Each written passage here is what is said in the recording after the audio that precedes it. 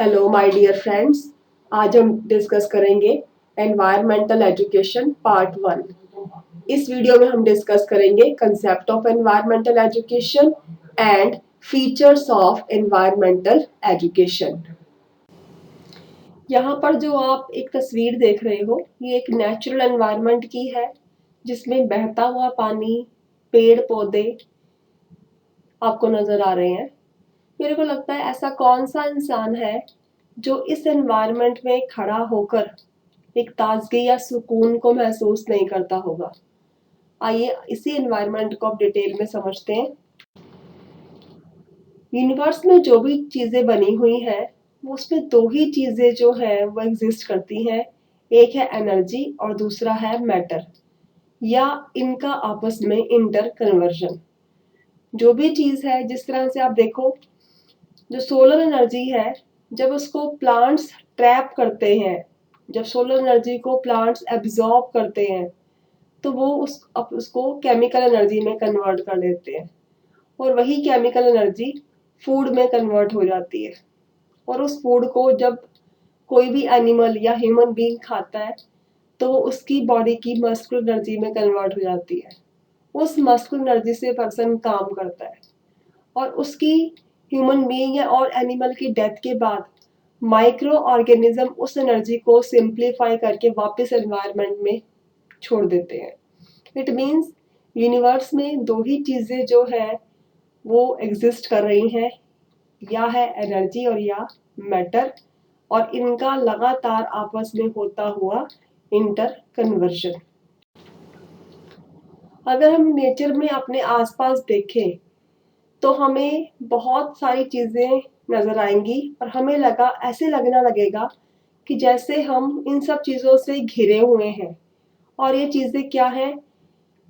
Large variety of plants, बहुत सारे अलग अलग तरह के प्लांट्स, फूल वाले प्लांट्स, फल वाले प्लांट्स हमें नजर आते हैं। छोटे प्लांट्स जिसको कि हम हर्ब्स कहते हैं, उससे बड़े प्लांट्स जिसको हम श्रब्स का नाम देते हैं, या ट्रीज।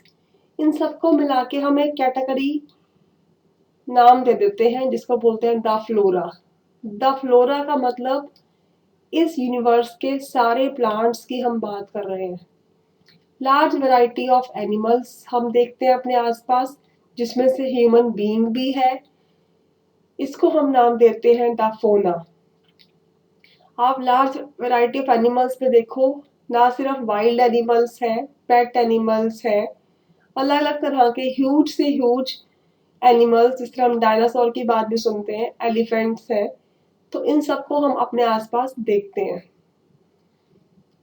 उसके अलावा अलग अलग तरह की गैसेस हमारे एनवायरनमेंट में एग्जिस्ट करती हैं, चाहे वो हाइड्रोजन है, हीलियम है, ऑक्सीजन है, नाइट्रोजन है, so on, so many gases are there. उसके अलावा डिफरेंट प्लैनेट हैं, सन, मून, स्टार्स, ये हमारे आसपास एग्जिस्ट करती हैं।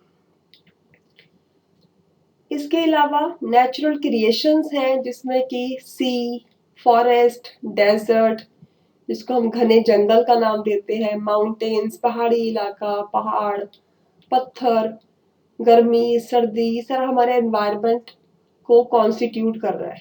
ये सारी टर्म्स, ये सब कुछ मिलकर जिससे हम घिरे हुए हैं, यही हमारा एनवायरनमेंट है। और अगर इसको आप ध्यान से देखो तो इसमें दो तरह के कंपोनेंट आपको नजर आ रहे हैं।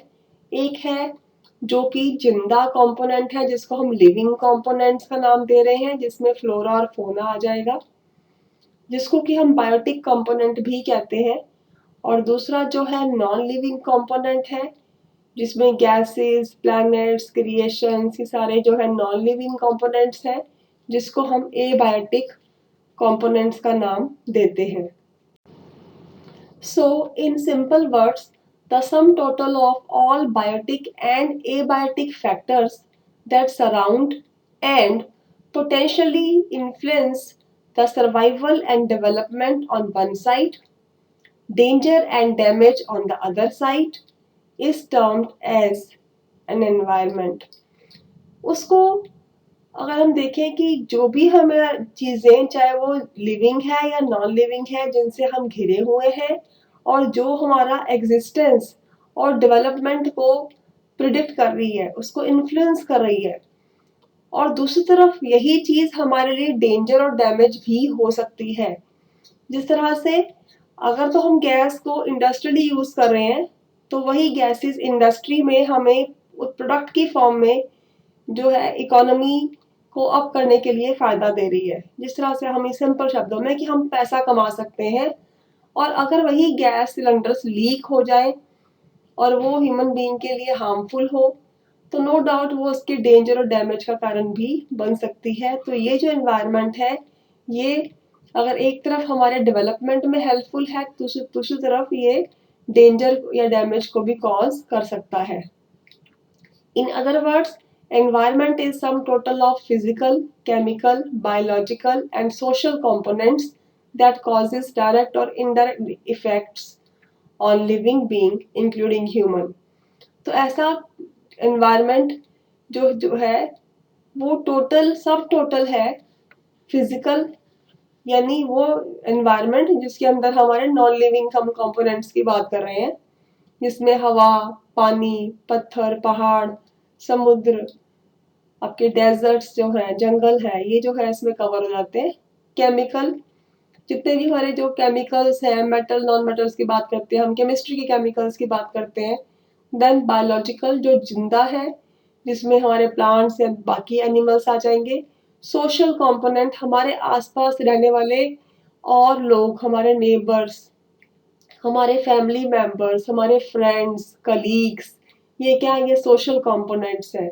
और ये सारे कंपोनेंट्स जो है हमारे ऊपर डायरेक्टली या इनडायरेक्टली इफेक्ट करते हैं, और ये सिर्फ बाकी लिविंग बीइंग को इफेक्ट नहीं करते, बल्कि ह्यूमन को भी इफेक्ट करते हैं।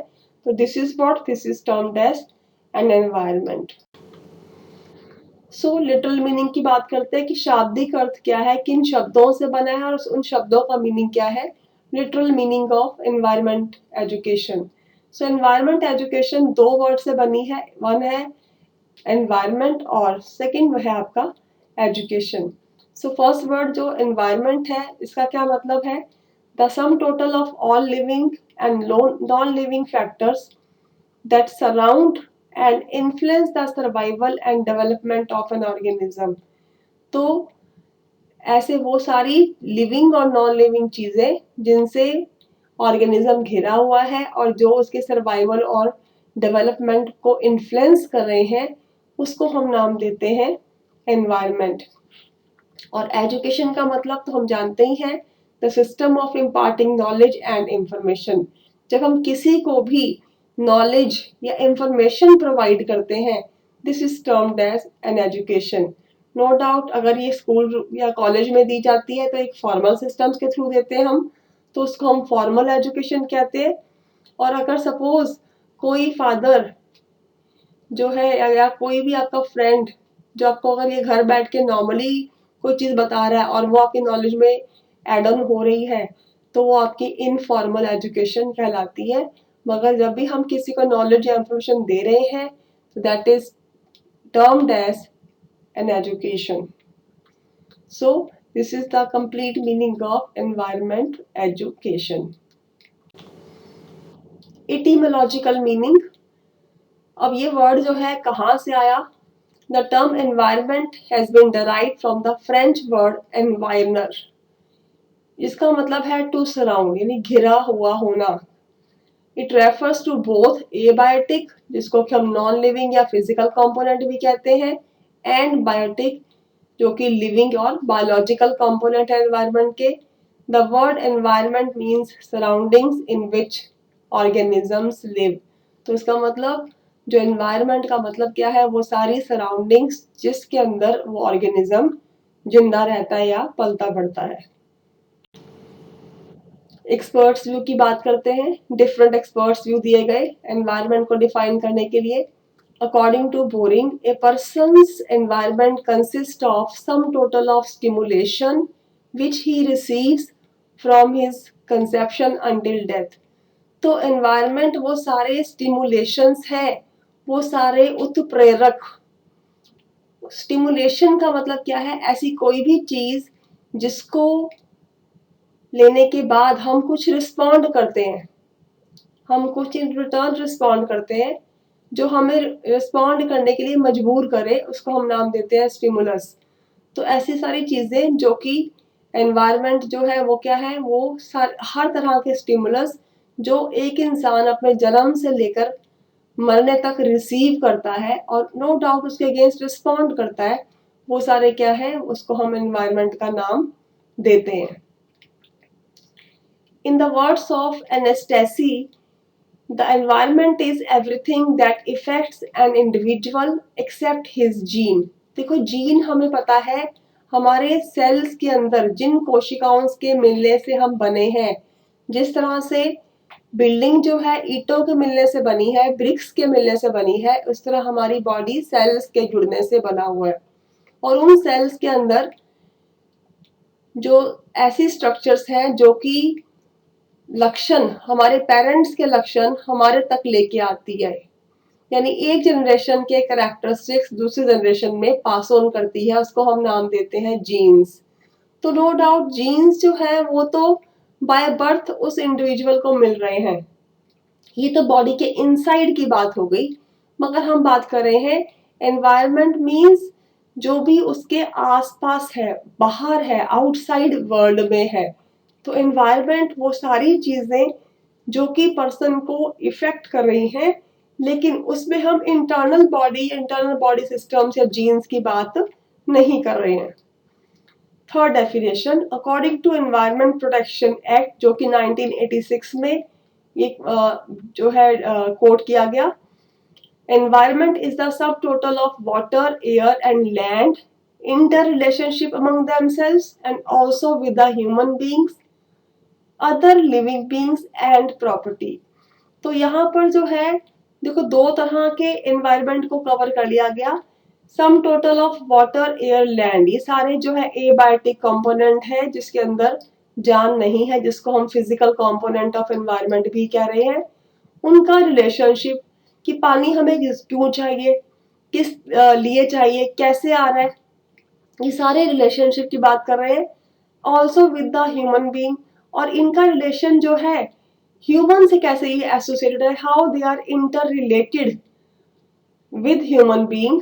और उसके अलावा ना सिर्फ इस एबायोटिक कंपोनेंट की बात कर रहे हैं, other living beings, human being का रिलेशनशिप हम बात कर रहे हैं दूसरे के साथ, एंड प्रॉपर्टी, इट मींस जो भी बिल्डिंग, हाउसेस, इंस्टीट्यूशंस है, वो सारे क्या है, वो एनवायरनमेंट का ही पार्ट है।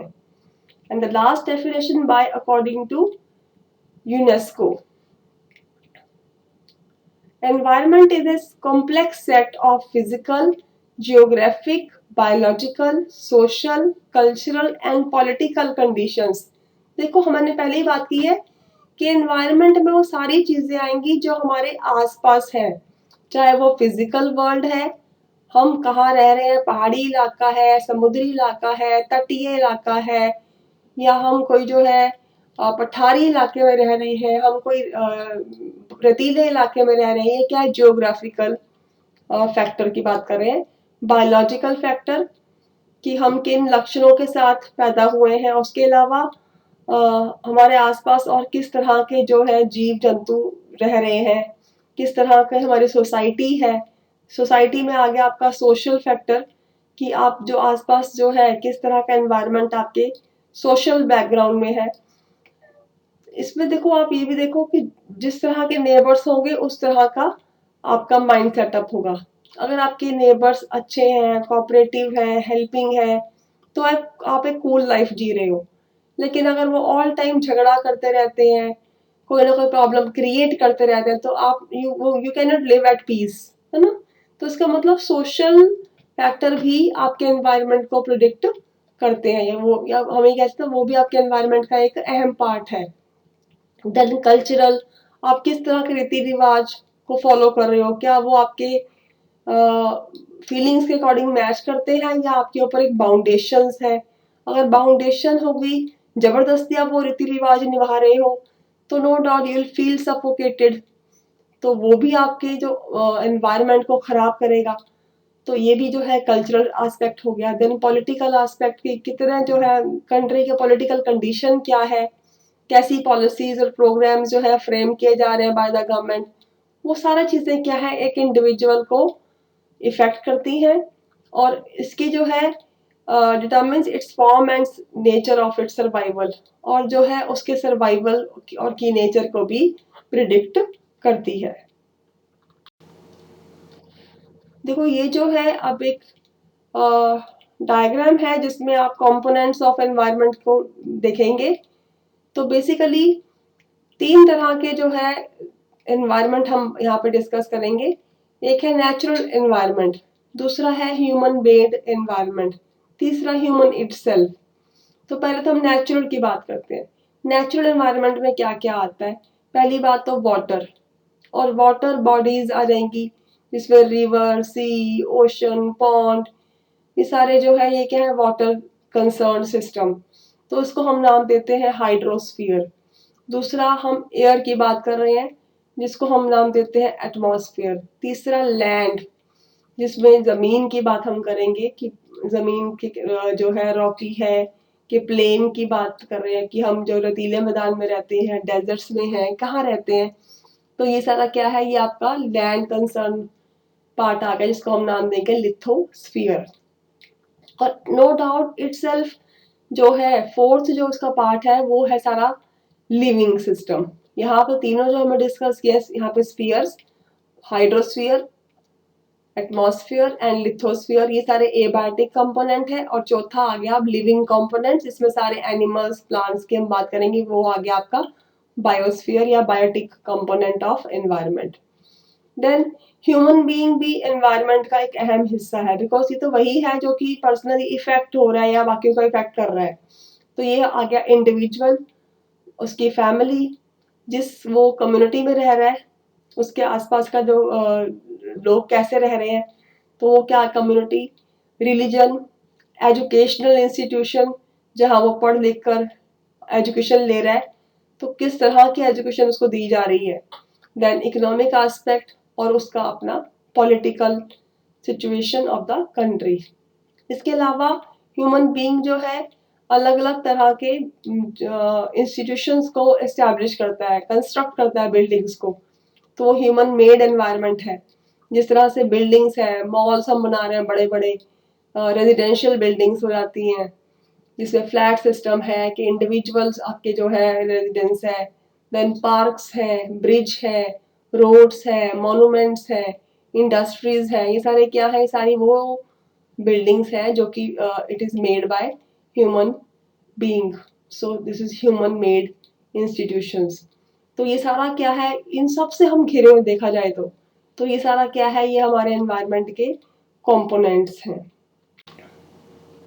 अब हम बात करते हैं एनवायरनमेंट के कैरेक्टरिस्टिक्स की कि एनवायरनमेंट के फीचर्स क्या हैं। जो हमने अभी डेफिनेशंस की हैं ऑलमोस्ट हम उसी को ही पॉइंट्स फॉर्म में कन्वर्ट करने जा रहे हैं। तो पहला आ गया environment consist of sum total of stimulation which an individual receives from his conception until death. तो वो सारे स्टिमुलेशन जो एक इंसान जन्म से लेके मरने तक रिसीव करता है। It is everything that affects an individual except his genes. ये सारा कुछ वो है जो इंडिविजुअल के बाहर है और उसको इफेक्ट करता है। It is the sum total of all the external forces that influence the growth and development of any living being. ये सारे वो external forces का sum total है जो कि उसकी growth और development को influence करता है। It is the sum total of water, air, land and interrelationship among themselves. तो इसमें जो है ये वाटर, एयर और लैंड और इनका आपस में किस तरह से इंटर कनेक्शन है, इंटर रिलेशन है, ये उसका भी सब टोटल है। It is also the relation of human with the other human beings and other living organisms. और ये जो है रिलेशनशिप है एक ह्यूमन का बाकी सभी ह्यूमन बींग्स के साथ या अदर लिविंग ऑर्गेनिजम्स के साथ। It refers to the sum total of condition which surround a man at a given point in space and time. ये अब देखो हमारा environment change भी हो सकता है। लाइक एक पर्सन है जिसकी फैमिली जो है नैरो माइंडेड है और बहुत ज़्यादा ट्रेडिशनल है, वो पर्सन इस तरह की फीलिंग नहीं रखता। तो अब सपोज़ वो पढ़ने के लिए बाहर हॉस्टल में चला गया। अब वहाँ पर जो है he is free to live according to his choice. अब वो चीज़ चेंज हो गई। इसका मतलब एनवायरनमेंट जो है वो टाइम टू टाइम चेंज होता है with regard to your geographical you can say conditions, geographical area कि आप कहाँ रह रहे हैं। तो नो डाउट ये जो है सम टोटल ऑफ कंडीशंस हैं जो कि इंसान को घेरती हैं, और लेकिन एक टाइम में ये एक ही तरह की हो सकती हैं when we are talking about a particular time and particular space. So next point है, it involves various processes involving physical, biological, social, cultural, psychological, economic as well as political conditions. तो ये क्या है? इसका मतलब एनवायरनमेंट में हर तरह की कंडीशंस को हम कवर करते हैं, हर तरह के कंपोनेंट्स को हम कवर करते हैं, चाहे वो फिजिकल है, बायोलॉजिकल है, सोशल है, कल्चरल है, साइकोलॉजिकल। साइकोलॉजिकल मीन्स मनोवैज्ञानिक फॉर्म में कि लाइक देखो, अगर आप जहाँ रह रहे हो, आपके फ्रेंड सर्कल की बात करते हैं, मान लो आपके फ्रेंड्स जो है बहुत इनकरेजिंग है, मोटिवेटिंग है, तो आप जो है अपने आप को पॉजिटिव पाओगे, आप किसी भी काम करने के लिए रेडी रहोगे। अगर आपके फ्रेंड्स और फैमिली मेंबर्स ऐसे हैं जो डिस्करेज करते रहते हैं, तो आपकी जो स्टेट ऑफ माइंड है, जो मनोवैज्ञानिक स्टेट है, वो भी कैसे रहेगी? वो लो हो जाएगी। आपको लगेगा नहीं, ये मेरे बस की बात नहीं है। It means psychological component environment का ये भी बहुत एक इसका अहम हिस्सा है। देन इकोनॉमिक, जिसमें हम आर्थिक लेवल की बात करते हैं, एज वेल एज पॉलिटिकल, जो कि मैंने पहले डिस्कस किया है, इसमें हम अपने कंट्री की पॉलिटिकल कंडीशंस को भी कवर करते हैं। Then next point, it is the aggregate of all external forces and conditions which affect the life, nature, behavior, growth, maturation and development of living beings. देखो, जो ये सारी कंडीशंस हैं, जैसे हमने अभी डिस्कस किया था, फिजिकल, बायोलॉजिकल, सोशल, जितने भी फोर्सेस हैं, ये ना सिर्फ हमारी लाइफ को, हमारी नेचर को, हमारे बिहेवियर को ये बहुत ज़्यादा इफेक्ट करती है। अब सपोज आपका एनवायरनमेंट जो है, आप बहुत कुछ खा पी रहे हो मगर ऑल टाइम डिस्करेजिंग एनवायरनमेंट है, नोबडी इज बॉदरिंग यू, और उसके अलावा कि आपको हर टाइम जो है सार्केस्टिक रिमार्क मिल रहे हैं, नेगेटिव है, तो आपकी ग्रोथ इफेक्ट हो जाएगी, आपकी मेंटल ग्रोथ इफेक्ट हो जाएगी, आपकी जो मैचुरेशन की जो प्रोसेस है उसमें एक नेगेटिविटी आ जाएगी, डेवलपमेंट आपकी इफेक्ट हो जाएगी। इसका मतलब ये सारी जो फोर्सेस हैं, ये हमारी लाइफ, नेचर, बिहेवियर, इन सबको बहुत ज़्यादा इफेक्ट करती हैं। Then next point, it comprises of all the natural and man-made factors which affect the individual's living and working condition. इसमें हमने पहले भी डिस्कस अभी किया था components of environment में कि natural environment भी कवर होता है और man-made environment भी कवर होता है। वो सारी चीज़ें जो कि ह्यूमन बीइंग की लिविंग और वर्किंग कंडीशन को इफेक्ट करती हैं, वो एनवायरनमेंट का ही पार्ट है। The complex interaction of physical, geographic, biological, social, cultural and political conditions that surround an individual and ultimately determines its nature of survival. और ये सारी conditions जो है, जितने हमने यहाँ पे फैक्टर्स लिए हैं अलग अलग, ये सारी कंडीशन ना सिर्फ एक इंसान को घेरे रखती हैं बल्कि उसकी नेचर ऑफ सर्वाइवल को भी डिटरमिन करती हैं। अब एक पर्सन को बहुत ज़्यादा डिस्करेजिंग एनवायरनमेंट मिल रहा है, एक हद पे आके वो अपने आप को ख़त्म करने का सोचने लगता है, वो इतना हार जाता है कि he starts thinking regarding suicide. तो ये क्या है? ये उसकी सर्वाइवल कंडीशन तक को इफेक्ट कर गई। इसका मतलब ये पर्सन की लाइफ को तो इफेक्ट करती करती है, उसको कई बार डेथ की तरफ ले जाती है। तो ये जो है एनवायरनमेंट है, ये बहुत सही होना बहुत ज़रूरी है। Environment covers all the outside factors that have acted on the individual since he starts his life. और ये जो environmental factors हैं, ये तब हमारे ऊपर काम करना शुरू कर देते हैं जिस मोमेंट हम जन्म लेते हैं।